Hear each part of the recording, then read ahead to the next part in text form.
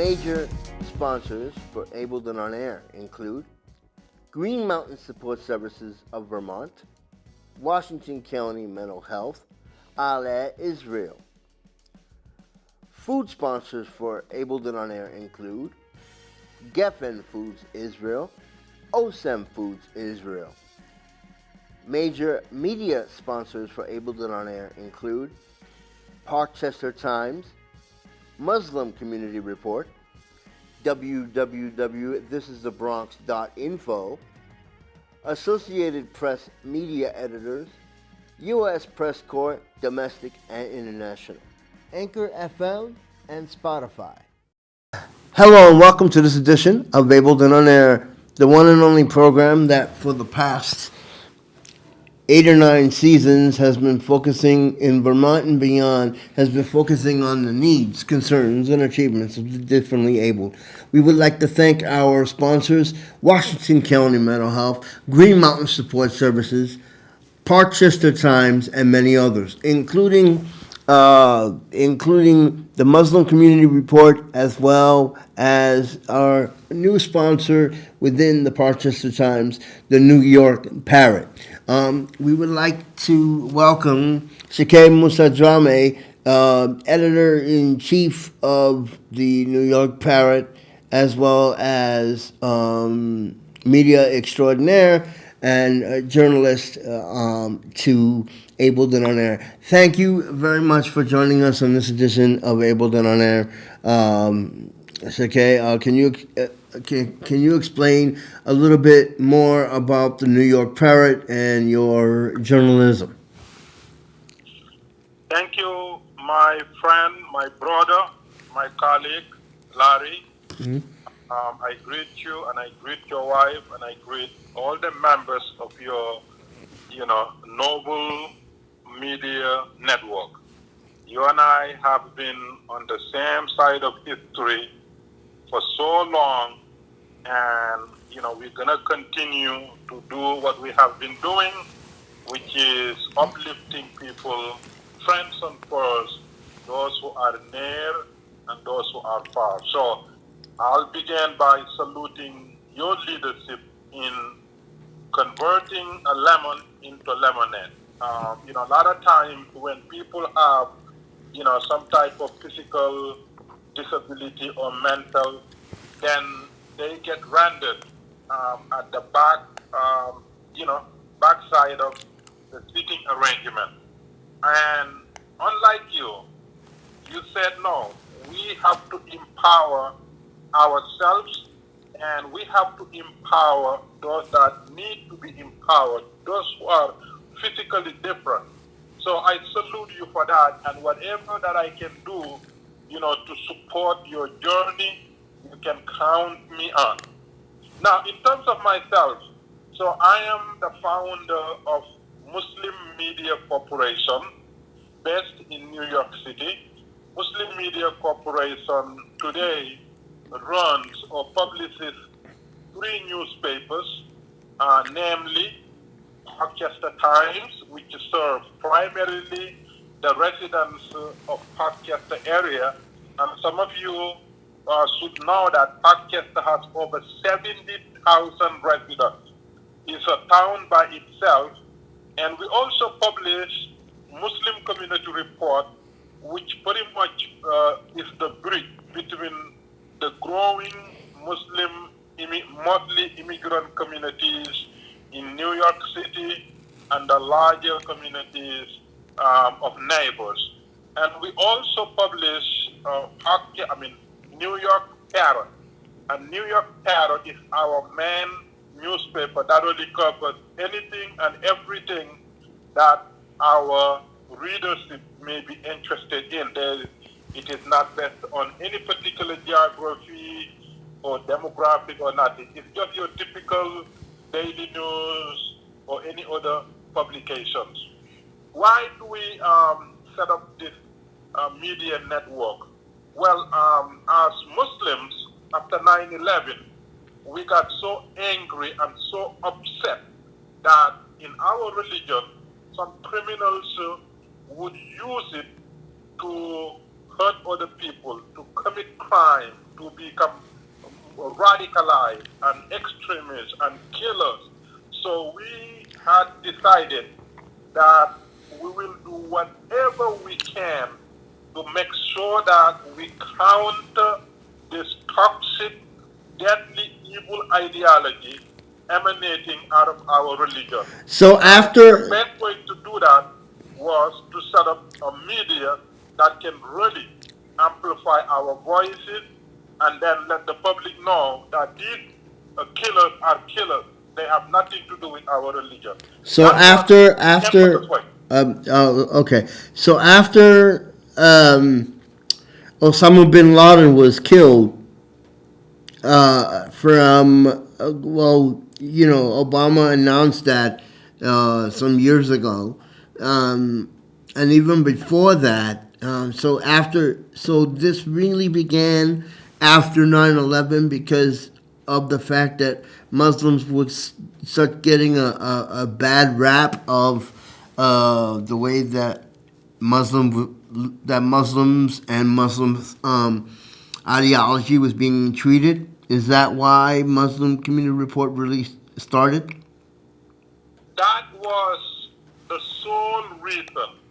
We did not set it up to make money, but now we want to make money. But the original concept was that these extremists who are using the modern tools of communication in recruiting and radicalizing innocent youths in our urban cities, we need to counter them. We need to find where their messages are being transmitted out of and into, and then we counter that with a message of patriotism, with a message of real faith, with a message of letting the whole world know that if you are with them, you are with criminals, you are with terrorists, you are with killers.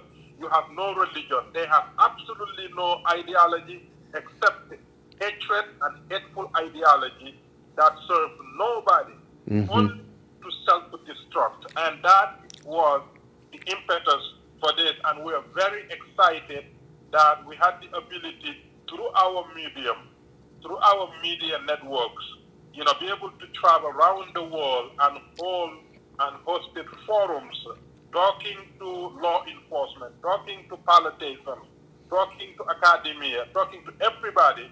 And today, we are among, the most reliable group of patriots that, has the ability to really immediately counter any message sent by these criminals. Now, as far as Muslim media, how does Muslim media deal with because certain religions put it under the rug. So how does Muslim media help, or I should say, how does the Muslim community deal with people with disabilities? Since we're on that topic as well, can you, and since you're an imam as well, can you explain some of that? Absolutely. Larry, this is not exclusive, to Islam or to Muslims. Every soul, whether that of a human being or an animal, every soul is entitled to the best care that is available to that soul. Now, religion should not become so divisive and so evil that it only serves selected groups of people. A religion should be a platform for mercy, platform for wisdom, platform for love, and platform for equality, and a platform where every soul, whether it is a able-bodied or disabled, young or old, religious or non-religious, rich or poor, must receive the maximum care and love and protection possible. So, we do not see able and disabled people in any different way. We are all, the creation of God, and we're all entitled, to be regarded as, a special creature. So Islam, you will never ever find a real Muslim that would discriminate a person because that person has physical disability. That will never be the case. Now, you can have Muslims who are Muslims by name and do all crazy things, just like those who follow Bin Laden. That are not the people I'm talking about. I'm talking about real Muslims who will never ever look at a person and discriminate them or leave them alone to fend for themselves. So whatever needs to be done, it is mandatory for us to provide it to the best of our ability. Okay, now let's get to the New York Parrot because I have a camera behind me here. And notice on the bottom of, let's talk about coronavirus for a minute because that's on everybody's mind. I notice on the bottom of your website, you have the coronavirus cases. Is that updated on a weekly, monthly? I mean, not monthly, hourly time, or how's that updated? That that sticker tape is updated by the second. Whatever you see there is the latest information about each particular country. And the reason why we have it there, because there is nothing as crucial in this day than the pandemic. And unfortunately, there are a lot of religious people who have not really taken, the precautionary steps, who even follow the maximum way possible the rules of the pandemic. So we wanted to show that our priority number one now is to guide the faithful so that they will take this pandemic so seriously that they will, prevent spreading it to their neighbors and end up hurting them, or worse yet, becoming the centers of, infectious, virus infectious place. So we want to educate the public so that, through education they can take precautionary measures. Well, what exactly do you mean that some religious groups are not following the pandemic? There are some religious people, until today, they believe that their congregational religious services are more important than taking and then following the rules of pandemic. And that is, to me, counterproductive. That is, to me, without wisdom. I think saving a life is universally more important than any religious practices or any religious congregational services. So we do not want, whether Muslims or non-Muslims, to say, it is mandatory for us to pray together. No.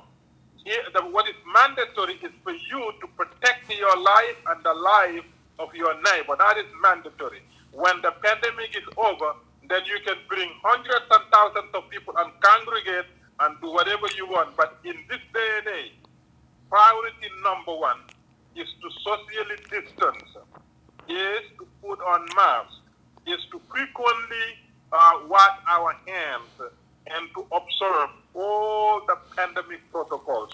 I don't care what religious affiliation you have.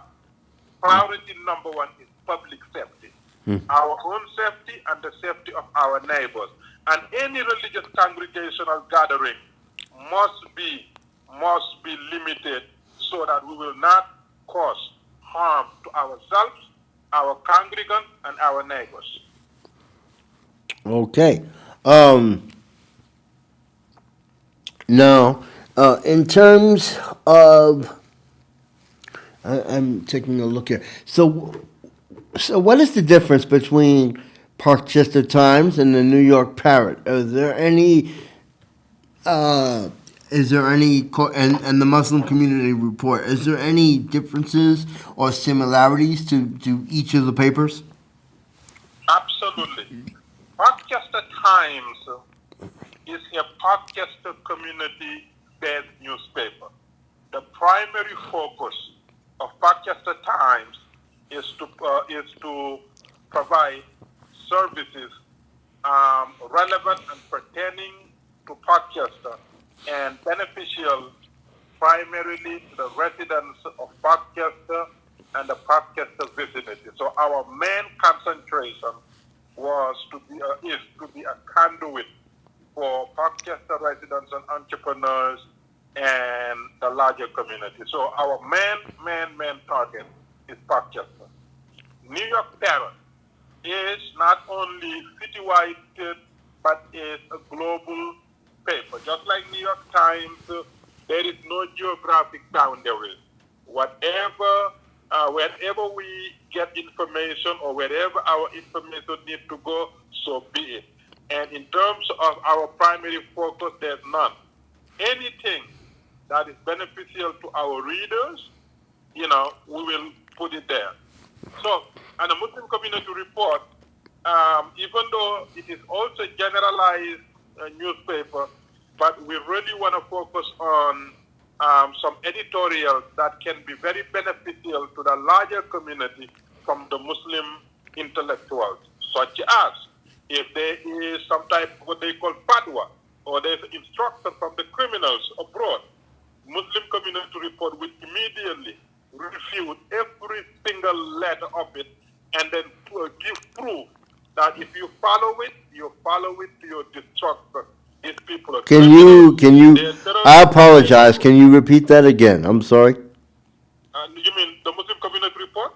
Yes, I'm sorry. Yeah, the Muslim Community Report, the main target is for the editorials to be able to quickly refute anything that emanates from these terrorists abroad that sometimes communicate, with what they call fatwa or instructions for people to commit a crime. We can quickly. Because I'll give you an example with that. One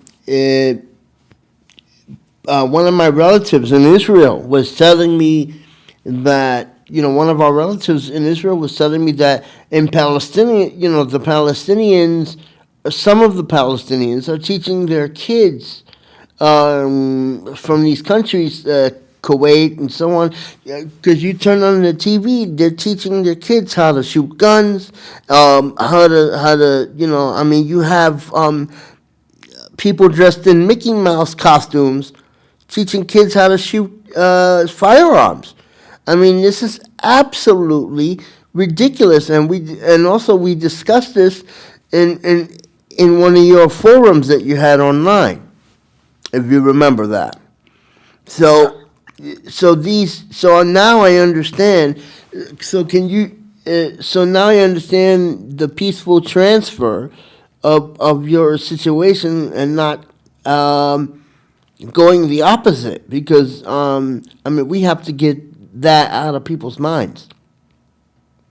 Larry, you and I live in a nation that has the Second Amendment, and the Second Amendment is so misused. Thank you. By the hate groups, and because of that, they think the entitlement to the Constitution to own guns. So everybody, whether they are criminal, whether they thief, whatever, everybody is entitled to the same thing. So whether they are Palestinians or whether they are, white skinheads or whether they are hateful groups, it does not matter. So hate is hate. And our goal here with the Muslim Community Report is to always fight hate with love and through education. Because a lot of times, even the hateful people, they're ignorant. They don't know what they're doing. They're recruited. They're in echo chambers. And somebody's telling them, oh, this is about Jews and Catholics and Arabs and the Europeans, and then that's it. And nobody is really following. I mean, and we can talk about this for a minute. Recently, last month was Martin Luther King's birthday, and also recently was the anniversary of the death of Coretta Scott King. Nobody really follows.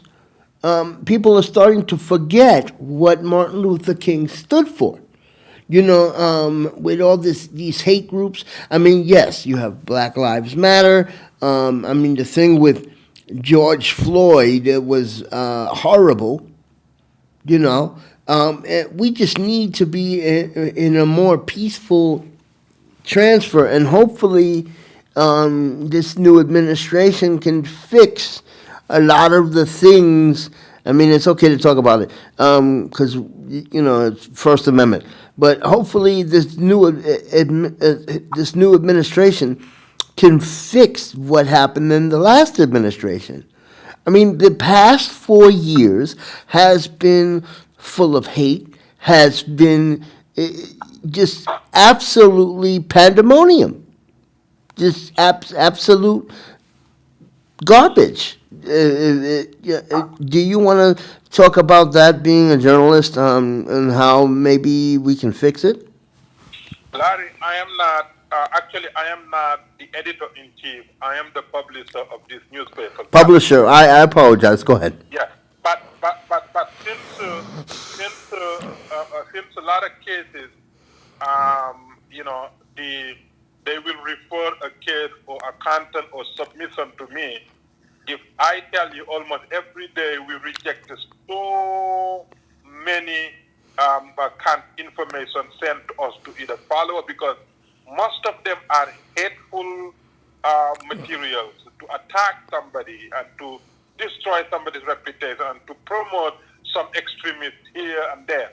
We said no and no and no. If you look at what happened in the last 3-4 years, you watch some media outlets, all they have been doing is promoting divisiveness, promoting hate, promoting victimhood, promoting all kinds of, stuff that only serve, to culminate into January 6th, because these, fools who stormed the Capitol, some of them, yeah, let's talk about that. they were acting on a patriotic mission. They were doing what the country needs, and they were doing the good thing.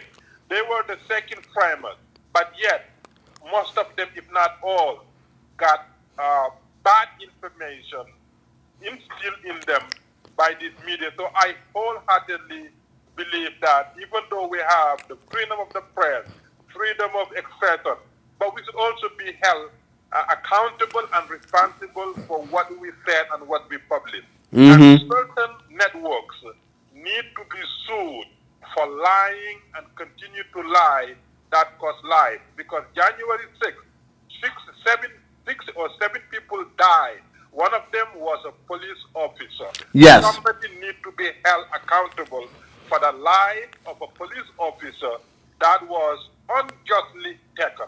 And the media need to be more responsible for their programming, for their editorials, and for their priorities.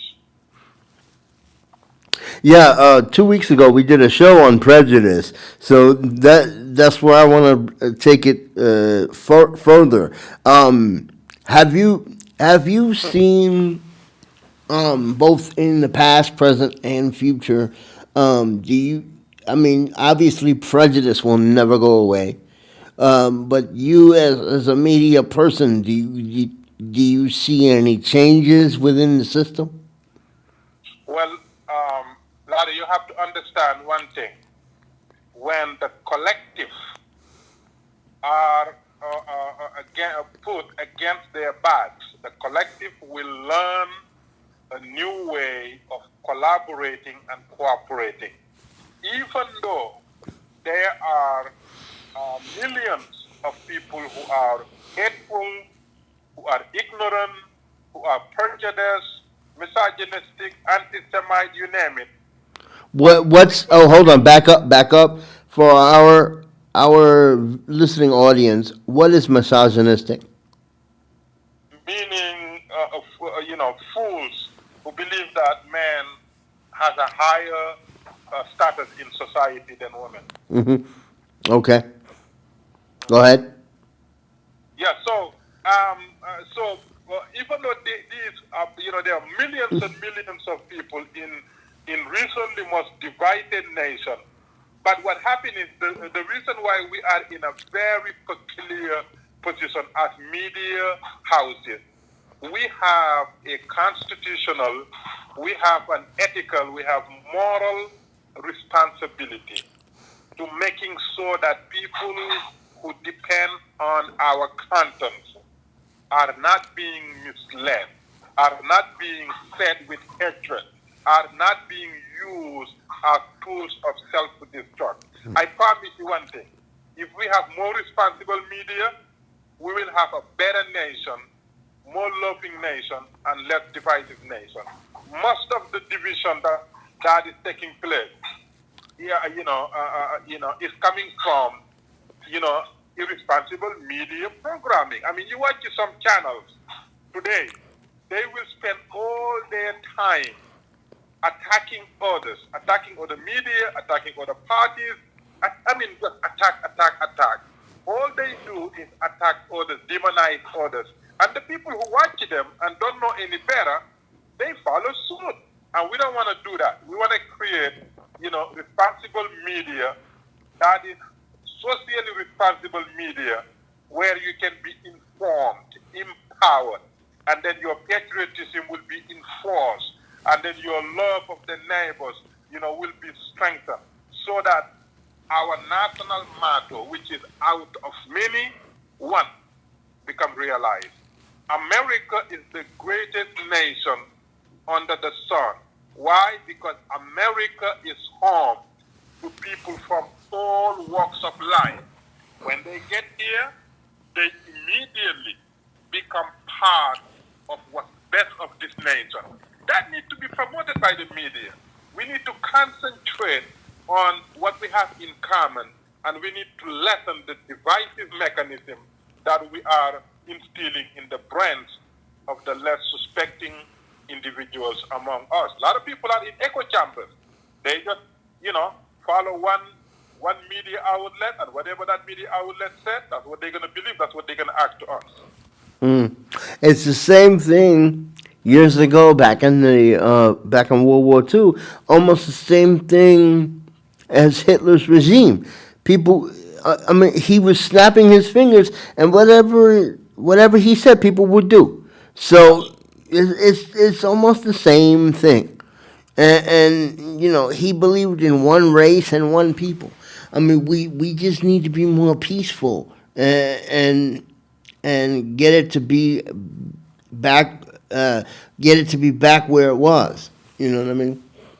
Larry, I don't know if I told you this, but I host peace dinners every Friday with gang members. And one time, I was so alarmed by the level of anti-Semite within the gang members, I had to invite Rabbi Kaplan. And Rabbi Bob Kaplan attended one of our meetings. I said, don't say anything, sit down and observe. Rabbi Kaplan was there until the end of the meeting and witnessed, what was going on there. And at the end, I introduced Rabbi Kaplan to the gang members. And Rabbi Kaplan got up and spoke to them. And then Rabbi Kaplan became friends with the number 2 Zulu nation out of the group. Because these were not just young crews and young gang members. These were the leadership from the Bloods and Crips and Latin King, you name it. And so, just to show you what we can do as responsible citizens, whether we are journalists or not, we should always find our natural roles and play them to unify our people. We are one family. We have one destiny. It doesn't matter who we are. We born, we die. And it doesn't matter where you come from. You are part of the human family. In the book of Genesis, in the book of Genesis in the Bible, it says, "From dust to dust, in which we came." So yeah. Perfect. Well, nobody can escape that. Not the beginning, not the ending. Yeah, exactly. Well, I would like to thank you for joining me this edition of Able and On Air. It's been an extreme pleasure to talk to the publisher of the Muslim Community Report, Rochester Times, as well as the New York Parrot. And can you give information if people want to submit if people want to submit articles or anything of that nature? Where do they need to turn? What's the information that you can give?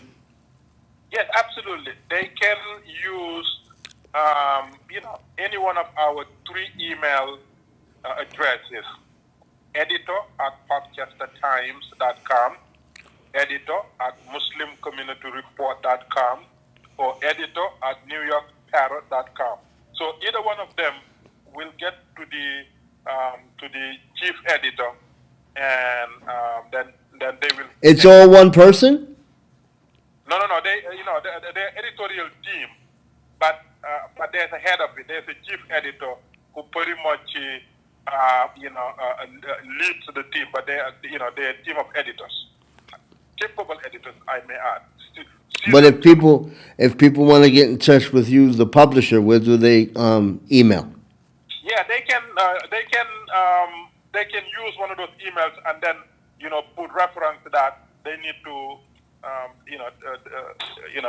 they need to connect with me, and then they will forward it, the email. Usually, I don't read those emails unless it is pretending to me, and they will forward it to my personal email. So you can just use those emails and indicate that you want to connect with me, and they will forward it what is relevant to me.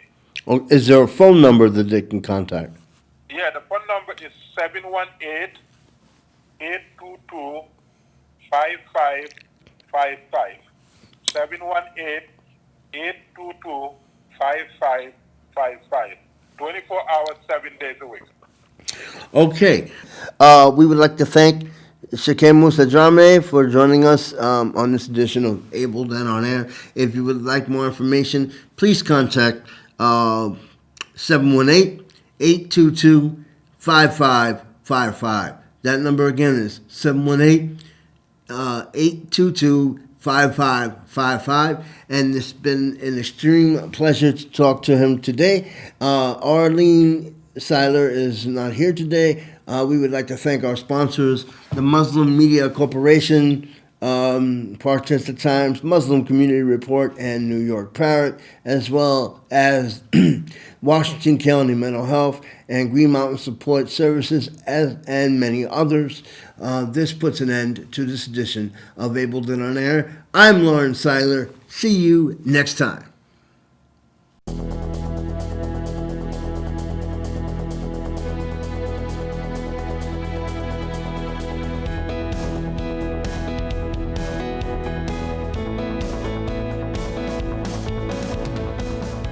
Major sponsors for Able and On Air include Green Mountain Support Services of Vermont, Washington County Mental Health, Al Israel.